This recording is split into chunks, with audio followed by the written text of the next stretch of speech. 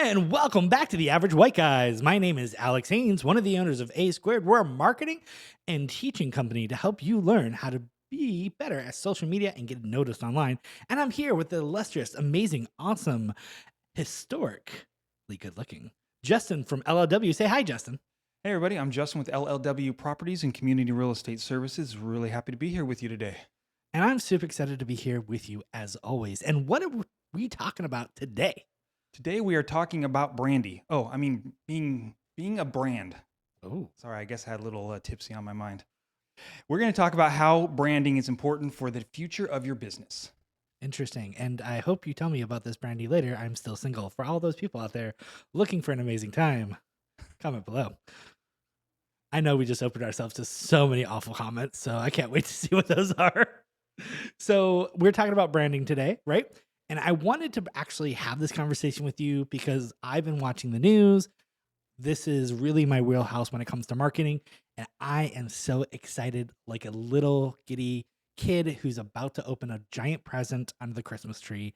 And that is Web 3.0. And a lot of people watching us online who don't do tech just had a small heart attack because, like, what the heck is Web 3.0? And how do we keep it from enslaving us? So, Web 3.0, really quickly, very badly summarized, is the new era of digital online everything. As we know, AI is a brand new thing and is changing our world at a lightning speed. But the crazy thing is, we knew that Web 3.0 was going to be a thing. We just thought it was going to get here a little later than it's going to get here. And this is going to deal with how we interact with the internet moving forward with the rest of our lives. We've already are interacting with the internet through like our cell phones, which is a huge jump from where we even were 10 years ago, through tablets, with our cars, and crazy amounts of every aspect of our life, we're using the internet. And with the introduction of chain blocks and NFTs and all this other development like AI, how we interact with the world and how businesses interact with the internet is radically changing, and it's only going to keep changing over the next 10 years. And one of the things I want to talk about that's going to be consistent in all of this for all businesses, no matter what happens, is branding.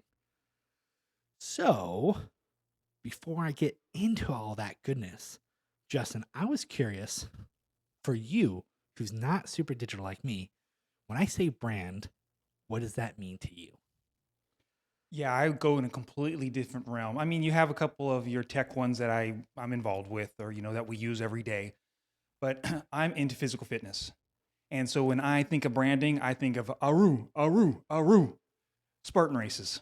Those that do the Spartan races know exactly what I just did, but that's what I'm into, and that's what really sticks out for me.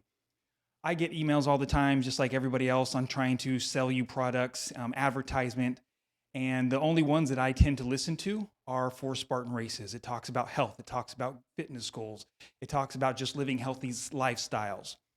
So tech is such a big branding component these days, but then there's also the health and fitness, there's home improvement, there's all kinds of different branding out there. But to me, what stands out is the health and fitness. And I think that just goes to tell how it relates to different people and how branding can be specific or it can be broad as well. That is actually a really good example. And I think it's funny because you did something a lot of brands do, and they will put a jingle along with their branding to be very memorable. That Haru, I think you did. I totally mispronounced that. I had no idea what was going on, but for all those listeners who would know that, it immediately elicited a response from them. Obviously, I'm on the other side of that because if I said ba ba ba ba ba, I'm loving it. Everyone who's like me would know that's McDonald's. So obviously, you're getting healthy, and I'm eating very bad food. But that just tells you a little about us here in our personal lives and how one of us needs to make a change. McDonald's is just around the corner. We can help you. We can get you the help you need. Just kidding. It's obviously me. So, what is a brand? Some of you are probably thinking, right? Well, I want to start with kind of explaining how to understand what a brand is if you're new to business. If you're in the first 5 years, hopefully when you start your business, you already have a brand. But I've seen many businesses start before they actually have a brand, then figure it out later. So I want you to kind of take some notes. I think this is going to really help you. A brand is really your identity and who you are as a company. Branding involves developing a unique name, a logo, visual elements that distinguish your company, product, or service from all the competitors. Great example is my business name is A Squared, and I tell people it's Alex, and we own A Squared. Almost everyone remembers who we are because there's two Alexes in the business, and then I tell people we do marketing. Right? That's a very easy way for people to know who we are locally. Um, it's really about your identity and creating a distinct identity that anyone can see a logo, that color, hear that jingle, and think of you. That's what you're trying to do. You're trying to build a brand that's so identifiable that anywhere in the world, someone can see your logo from a mile away and go, "Oh, it's X, Y, and Z." That's what you're trying to do. That's what you're trying to elicit is a feeling, a thought process, an identity, a sense of joy, or whatever it is. You want that brand to associate people with you, right? There's also, and I've kind of touched on this, an emotional connection. This is like how big companies always win. If you can get people to emote when they see something, happiness, Coke does a great job with this. Open a bottle of happiness, right? If you can equate an emotion with your brand, it is going to be so much more effective. Emotions obviously are huge when it comes to customers. It fosters loyalty and trust, and it goes beyond products and services and creates a narrative that people can relate to and feel passionate about. This is why people have a huge emotional connection to sports. It's a brand. They have bought into the brand of sports. And if you are a sports person, you know how crazy brand loyal they are. They are for life. Their children are that brand loyal for life. There's entire generations that have brand loyalty for their lives. It's crazy how well they've done that branding. And then, of course, there's consistent messaging. And we're going to touch on this, how important it is to be consistent with your branding, because branding ensures that all marketing materials, communications, and customer interactions are consistent and reflect the company's values and mission. This is super important because once you build a brand, that is your holy Bible, your word of from on high of who you are. You should not ever stray from the brand you built. If you do, you can have very bad consequences for your business. And we're going to touch on that later. So that's kind of what a brand is. So Justin, I've talked about a little bit what branding is. What are some of your favorite brands and maybe some examples of things kind of like we talked about at the beginning? When we were having this conversation from the beginning and going over these, I couldn't really think of a favorite brand. So I don't know if I'm the best person to talk about that in as far as a favorite.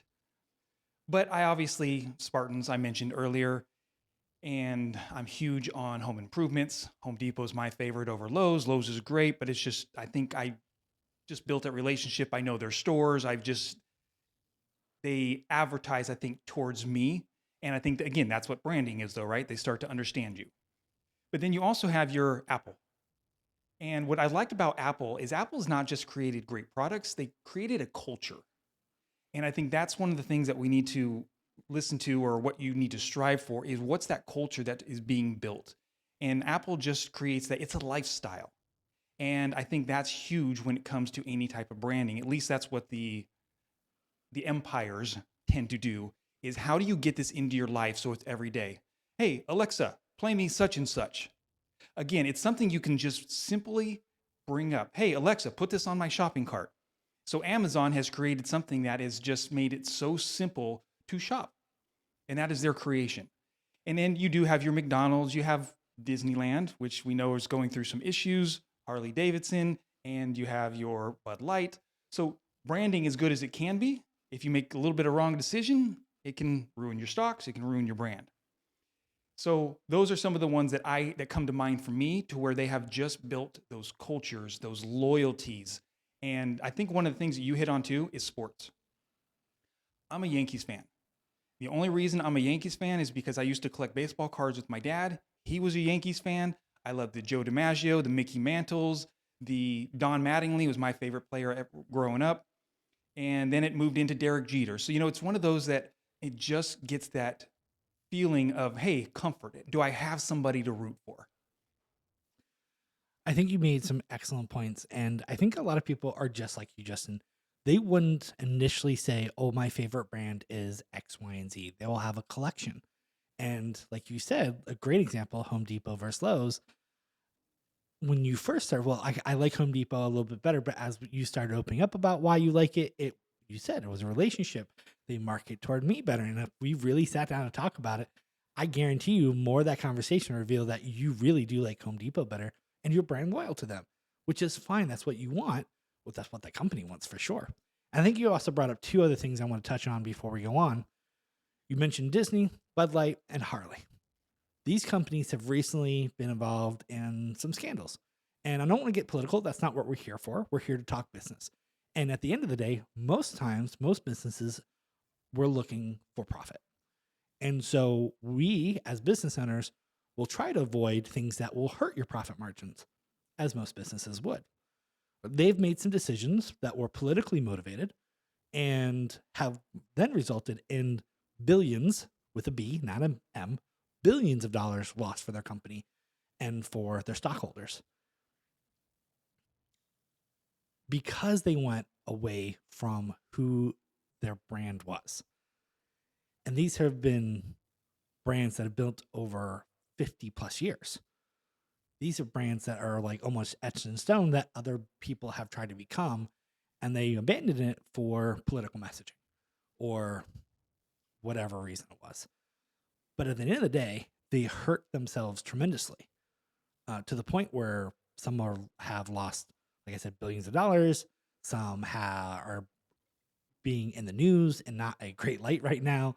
Some are even being threatened with hostile takeovers from other companies who are looking to buy them really cheap because they've lost a ton of their stock value. This is why understanding who you are in your brand and who your ideal client is so important as a business and not to stray from it. So I just kind of want to say that to those as you're building your brand, this is something you want to stick to. And if you say, hey, I'm going to be for people first, then you need to be for people first. If you're going to say, hey, I'm going to be X, Y, and Z, that is who you are. And if you go against that, you're hurting your brand and at the end of the day, hurting yourself. So be very careful how you build your brand. So let's talk about building your brand, right? You want to define your brand identity. Start with a clear defining of what your brand stands for, including your mission, your vision, values, and unique selling propositions. Identify your target audience and understand their needs, preferences, and their pain points to create a brand that resonates with them. You know, Justin, we talked about something new I've been building called Get Noticed. We're helping people learn how to make better marketing. The pain point we're trying to address is that people aren't getting noticed online. They can't get past that 50 views. They can't get, businesses just can't seem to break through that wall without paying Facebook money. We're trying to teach people how to deal with that. Hence our Get Notice, which is very on point to the pain point we're trying to deal with. And our coloring is very bright colors, yellows, purples, excitement. We're creating a brand that goes along with our squared stuff to actually help people learn. And you know, that lifestyle thing you said is something I've been trying to figure out how to do, create a lifestyle of learning, how to create a culture for that. So this is important for even as businesses like us who are already in existence, continue building our brand and making more value. Now, you also want to create a consistent visual and verbal identity. Like I said, visuals are huge. I chose really bright colors. You want to develop a cohesive visual identity. That means a logo, color palette, typography, design elements, and ensure your brand's voice and tone are consistent across all communications from your website to your social media and even to customer interactions and marketing materials. So when you said colors, obviously I think everybody can think of your yellow McDonald's sign. Stands out quite a bit. But another one, like for colors, where it just stands out to me, and I'm seeing the green screen that's behind you, is John Deere green. I think that's again where you need to think outside the box of just what you do, what your style is. Sometimes they built such a loyalty with that John Deere green that you look outside the box. Absolutely. I think that was a great idea. Oh, Longhorns. Yes, another one. That's orange, right? Our producer just told us, you didn't hear him on off camera. He said, Longhorns from Texas. Go, our Longhorns fan. We both lived in Texas for a little while. We have a special place in our heart for you. Not to be confused with, oh, bless your heart, but you're special. There's a difference. What their color's purple or something, right? Hmm? The color's purple, isn't it? we just we just had entire Texas turn off our podcast. um okay, back to what we were talking about. So color is important, and let me tell you, if you get someone's brand color wrong, you may get hate mail like we're about to get from Longhorn fans. Okay, and we also want to build and maintain an online presence. So this is something I talk about always because we're really big in the digital marketing. You really need to have an online presence. Establish a strong online presence through professional website. If you don't have a website, you should get one. You build it yourself, hire someone to build it. They're not that expensive. Active social media profiles. Active. Not a post from a year ago. Consistent posting. That's all the free training I'm going to give you tonight. Regular posts, valuable content that engages your audiences. Showcase your expertise. Highlight your brand's personality. Just saying. And then encourage customer reviews and feedback and build trust and credibility. I'll be honest, guys, to all those who think social media is super hard to do, it's only hard because you make it hard. It's just like having a normal conversation. Pretend someone's there instead of a computer screen and just tell people about your business like you would anyone else. Just have a conversation with them. Have fun. Be funny. Be social. Yeah, that's all I'm going to tell you. So one of the things that I was struggling with on this conversation that I told you about when we were in our pre-discussion was I have a tough time talking about this one personally right now because I am going through a little bit of a brand struggle. And you were like, let's tell that story. And it's hard as an owner to talk about something like this. And the reason I say that is we have switched software, which I've mentioned in a couple of the episodes. We have switched our phones. I have employees, things that I'm going through where retirement and medical issues and things like that. And so we're in a tough time right now, and there's no doubt about it. But I'm trying to make these steps that make us a better company, but it feels like I'm taking those 3 steps back instead of those 5 steps forward that I'm trying to do. And so right now it's hard to say, hey, I'm working on brand loyalty because I'm getting, unfortunately, customers that are calling in and say, hey, it's tough to get a hold of somebody. I'm not getting the response I want. And I'm really now having to structure things differently because I'm like, that's not what I want our brand to be like. I want it to be, hey, look, when I contact them, I get a response. And so we need to take a step back sometimes and say, what are we doing even outside of marketing, but what are we doing to where it creates that loyalty like an Apple? Even when they have their little glitches, they're able to fix it, they're able to jump on it, and people don't get upset when something happens because they are able to correct it right away. And so that's a different type of brand and loyalty that you need to create. And that's what I'm struggling with right now. And I realize it. So I think that's a great opportunity to say, look, I've realized this. I know I need to take care of it. How do we fix this and take action on it? So, what are some things at this point, Alex, that I might be able to do to help with my branding, knowing that I'm going through this step? What would be your first example of that? Justin, that's a great question. I have a few thoughts I'm going to kind of throw at you, and we're probably going to take this offline another tape, maybe come back and tell you what he chose to do. But off the bat, I would have done something before you started the switch over to protect your brand, and that is preface, pre to get ahead of the issue is what I'm trying to say. I'm sure there's a word for that I just butchered, but I would get ahead of the issue with a simple email and maybe even a voicemail recording saying, hey, Bye. saying, hey, we just want LOW just wants you to know that one, we absolutely value you and we are making some changes to make your experience even better than ever before. So you would set expectations. Because of that, for the next X amount of time, it's going to be a little bit harder to get a hold of us. You're already going to deal with the problem. You're telling them there's going to be a problem. Third, you're going to offer that solution. If you have an issue that is immediate needs, here's how you can get a hold of us. If it's not, please email us here. Understand it's going to take us a little longer to get a hold of you. You've just set everyone's expectation. And you preemptively, that's the word I was looking for before, preemptively have apologized for an issue that you know they're going to have. And then you would finish it off with a, we are so thankful that you're our clients, and we can't wait to roll out and introduce the new thing we're doing to help give you an amazing experience and bring this into the new year. It's perfect because we are starting to bring in a chatbot per se. Stan AI is the company that we're going to be using for this. And I think that's a good time to roll that out of, hey, here's another way to try and get a hold of us. And part of what I loved about what you were saying is when owners do come in and they're talking to us and they're knocking on the door saying, hey, we've been having a tough time. I apologize. I explain what we're working on. I say, hey, yes, I understand this. Please, thank you. Thank you for being patient with us. We are rolling out some new ideas based off of the decisions we made. And they're getting a smile because they're acknowledging the fact that I am saying, okay, yes, we made some corrections and we are working on a plan to move forward with it. I think that's huge. I think that the fact you're willing to apologize, and also that you're reminding them you're doing this for them. Now, it is also for your business, so things are done faster and you don't have to necessarily rely on humans as much, which is good. But at the end of the day, you're putting your customers first and trying to create an environment that is for them. That's a better experience, which is huge. This reminds me of what Budweiser could have done. When Budweiser made the mistake, the way they could have fixed this way faster than they've ever done, and all it would have taken is the CEO apologizing. He never did.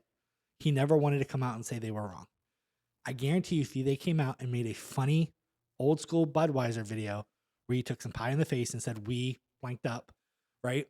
And we're here to make it for you. That's why, our Budweiser is even cheaper than before. We want to get back to our roots. And he just apologized and they made fun of themselves.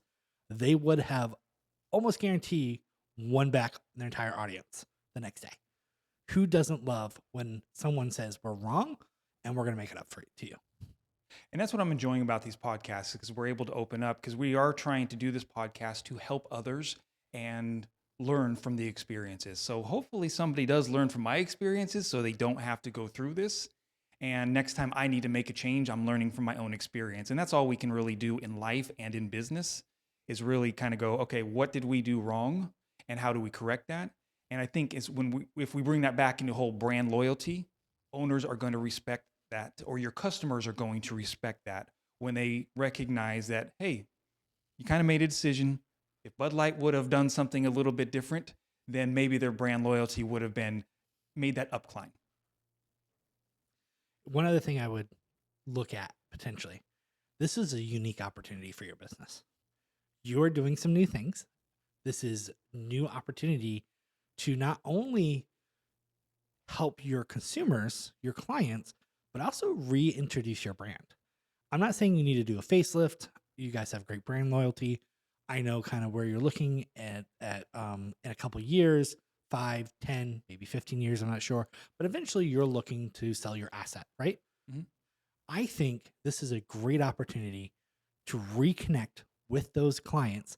And when you put this out, to make a big deal of this, you can roll it out with the fanfare it deserves, because this is a brand new you. This is not doing things like before. This is a brand new, youthful, better, slimmer, happier, newer model of LOW. And you should have some fanfare and get people excited. And this is also going to help with the transition phase. Because you're doing something new, there's always a group of people who do not like change. We all know they exist. And if you make it exciting, you will help carry some of those people across that bridge called change. So you get people excited about the new thing by rolling it out, getting really excited about it, showing people the new product, showing people the new thing, showing them how it's so much better than before. And then slowly over time, getting those naysayers back on your side, but just giving them extra care. So with all this advice you've been talking about, let's go into a couple practical tips that we can give to help with their brand. All right, I think that is a great idea. So why don't we talk about developing a strong visual identity? As we said, you should have a really poppin' logo. It should be really good. It should not look weird unless that's on purpose. The colors shouldn't clash, once again, unless that's on purpose. It should look really good. It should be memorable. Should be visually identifiable. The color scheme should be good. The typography should be sharp, and the design elements should all be consistent. That's the first thing you should do. And then you got there's know your audience. And this is what the big companies do, like your Apple, your Alexa, your Amazon. They know their audience, they know what they're wanting. And luckily enough, they have the money to do the research on this, but you can still talk to your clients, get out there and see what they're looking for. After you are done with a project or you're done with some kind of research that you've done, talk to them further and figure out, hey, look, this is the brand, this is the change that we have made. What did you think of this? And get that feedback personally. Reach out to maybe some of your better clients and see, hey, look, we're really trying to make sure what we've rolled out or how we're advertising or how we are creating our customer service is hitting on point. We'd like your feedback on that. And so that's some of the things that I would do about getting to know your audience and really understanding how you can provide for them. There's two other things we could talk about: delivery, consistent quality and experience, and of course, compelling brand story. So your consistent quality and experience, this is huge. And I've talked to a couple different businesses. This is like recent conversations as late of like last week, where we talk about how your brand needs to be consistent, not only in your marketing, but actually how you interact with customers, especially when you have employees, how those employees representing you. Is that consistent? And how you interact with them across everyone? Do you need to do internal training? This is a really big thing. So you want to make sure every customer interaction, from product quality to customer service, reflects your brand values. That is so big. And of course, as always, my favorite thing to talk about is going to be marketing. And one of the things in marketing that's great is the brand story. I love a good story. And developing a narrative that communicates your brand's mission, values, and unique selling points is going to be key to your success. Share your story through your websites, your social media, and marketing campaigns to connect with your audience. This is really key. And I mean, I could talk another hour on this. I'm not going to, but this is what we do in our training. We are constantly telling people, tell better stories. People care about people, connect with people on a social level. Stop just saying, buy my stuff, buy my stuff, buy my stuff. Instead, be social, have fun, and connect. And that's your practical tips for creating a brand. And as always, we like to wrap this up with a little bit of bank. That's blueprint, action, nurture, and knowledge. So, Justin, why don't you take it away? Yeah, when we're talking about blueprints, blueprints are good at committing to that brand, what they want to do with that brand. The only problem with blueprints sometimes, because I fit into this category, is they get stuck with it and they don't see that they need to make the change. So that's one of the things that I need to work on, is trying to commit and making sure that I'm doing a good job with committing to it. But I also need to make sure that if things are not working, how do I change and adapt? And so that's the biggest takeaway that I would have for working with blueprints. And then on actions, people in branding, they're good at making that quick action. They want to just be done with it and go ahead and go on with the next thing. But are you looking at what needs to take place? Did you really look at what decision you made was the right decision? So it's taking that step back. And that's where I think action people can get a little bit more improvement on. How am I going to take a breath? Was this a good step? Like I talked about when I'm going through my business right now. I made the action, new software, new phone system, but I'm going, you know what? Something's not quite right here. Let's take that step back, see what we can do to improve it, and then improve my brand from there. I think those are good. Nurture is one of my natural languages. We have a tendency of prioritizing relationships and trying to create logos that emphasize feelings. And we'll even go as far as adding unique words to our logos and branding, like perfect or integrity or trustworthy or whatever it is. And we try to elicit these emotions. But the problem is sometimes we're so busy pleasing people, we fail to actually deliver on that brand. We're too busy trying to be nice to everyone and forget what our brand's about. So that's really important as a nurturer, to really balance what your brand is with actual achievable metrics. Don't promise too much and under deliver instead of under promise and over deliver. So that's something you can do as a knowledge or nurturer, excuse me. And then speaking of knowledge, as I Got those confused. So easy to do between nurturers and knowledge. They're so similar. Just kidding. Of course, our knowledge personalities, we love our knowledge people. They're so smart. They're at another level. And that can actually be the problem when it comes to creating a logo.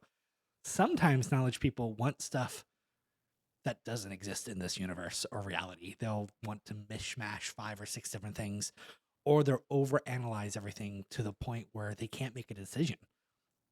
They're overwhelmed with decisions and complexities that mean nothing to the average person. They'll overanalyze color, they'll overanalyze the font, they'll think it's saying something that's not really saying. So it's really important as a knowledge person, once again, and this is always, I think, for everybody, take a step back, take a breath, and really think, hey, it's going to be okay. How can I best communicate what I want to do? And for all of you, anyone in bank, you know what the best thing you can really do when it comes to building a brand? Hire somebody. I'll be honest. One of the biggest things you can do for any of you is hire someone who knows what they're doing. Let them do their job and let them give you 2 or 3 things to pick from. It's going to make your life so much more simple. I know it's going to cost a lot of money. There's a reason behind that.